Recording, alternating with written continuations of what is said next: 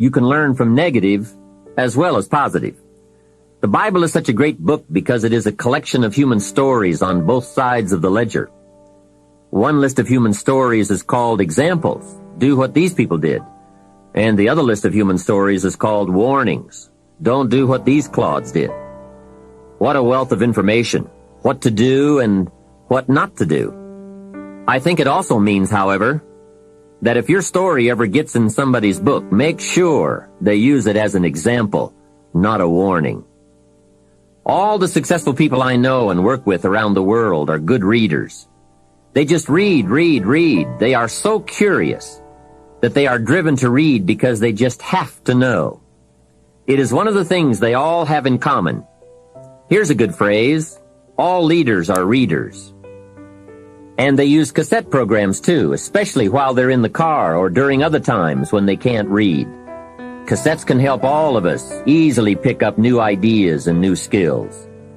Did you know there are cassettes and books on how to be stronger, more decisive, a better speaker, a more effective leader, have a better effect on other people, become more loving, develop personality, get rich, develop influence, become sophisticated, and people don't use them?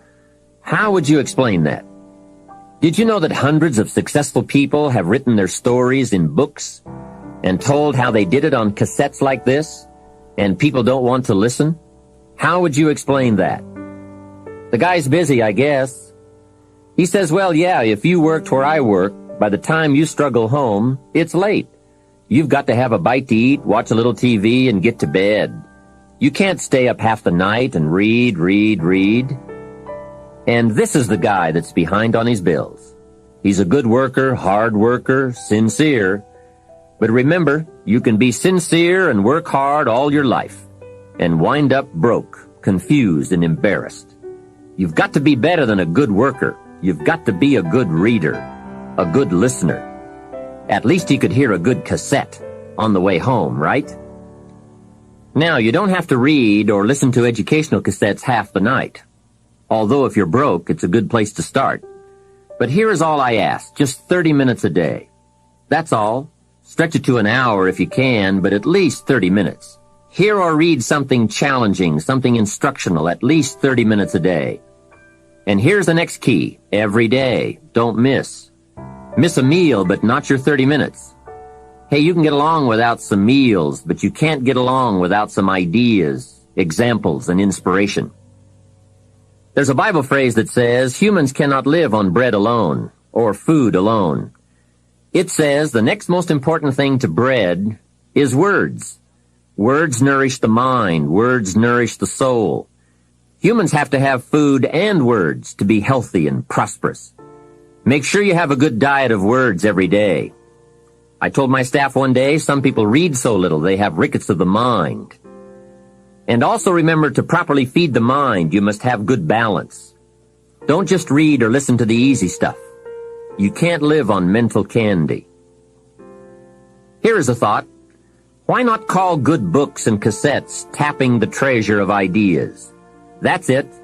Tapping the treasure of ideas, like you're doing with this program. And if somebody's got a good excuse for not tapping the treasure of ideas for at least 30 minutes every day, or spending the money and getting the books and cassettes, I'd like to hear it. Invest the money. Get the cassettes and books. The best money you can spend is money invested in your self-education. Don't shortchange yourself when it comes to investing in your own better future. Mr. Schoaf got me started on my library when I first met him. He said to me, become self-educated. Standard education will get you standard results.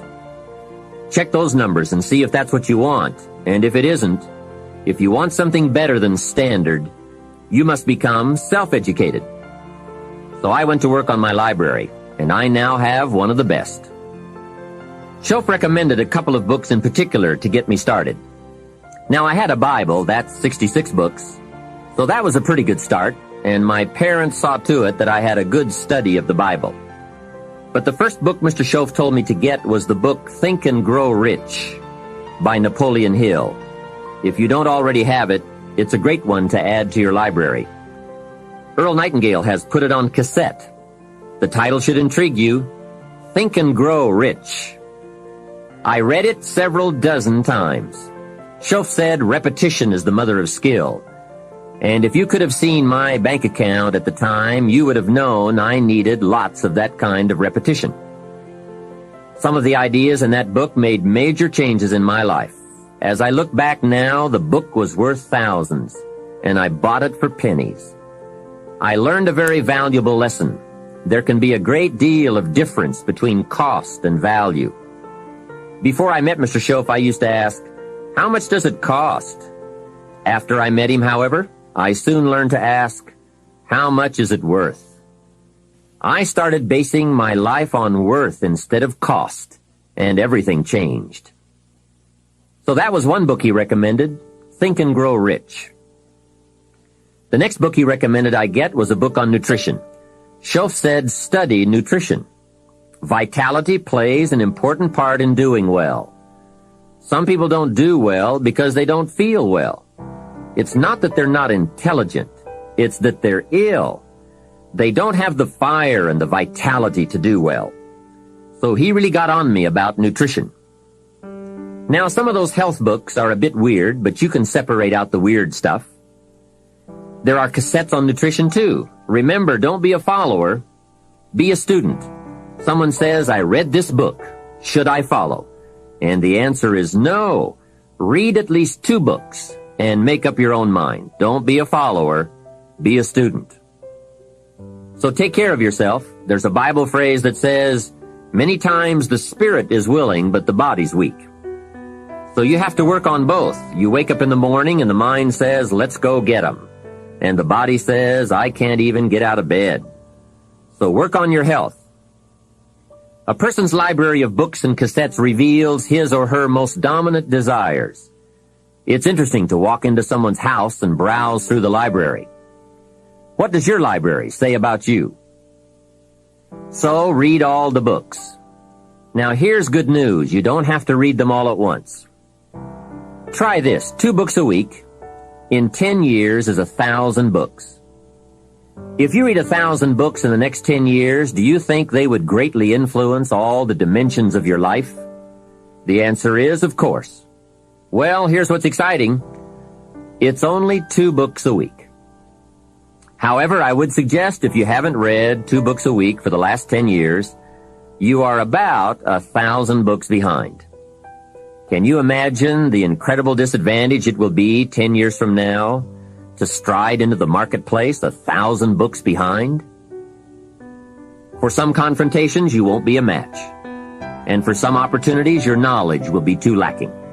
For some values, your philosophy will be too shallow.